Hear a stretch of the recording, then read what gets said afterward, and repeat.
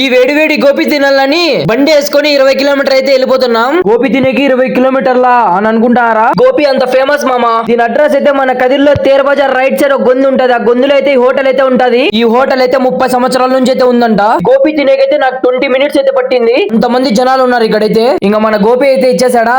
ఇంకా తీసుకొని ఒక పక్కన అయితే కూర్చున్నాను. ఇంకా పుల్లలో గోపి చెక్కొని అలా నోట్లో పెట్టుకొని తింటంటే వేడి వేడి అయితే ఉంది. నా నోరు అయితే కాలిపోయింది. చూడండి మీరే గోపి పీసులు కానీ చాలా సాఫ్ట్ గా అయితే ఉన్నాయి. నోట్లో పెట్టుకున్నానో లేదా అట్లే కరిగిపోతుంది. గోపి తినేసి నిప్పటి మసాలా షాప్ అయితే కనపడింది. నిప్పటి మసాలా కూడా ఒకటి తినేసి సమోసా అంటే సమోసా కూడా ఒకటి తినేసి ఈ షాప్ లో ఏమేమి ఉన్న ఐటమ్స్ అన్ని తినేసి సినిమాకి అయితే వెళ్ళిపోదాం అనుకున్నా. సినిమా హాల్కి అయితే వచ్చేసాం.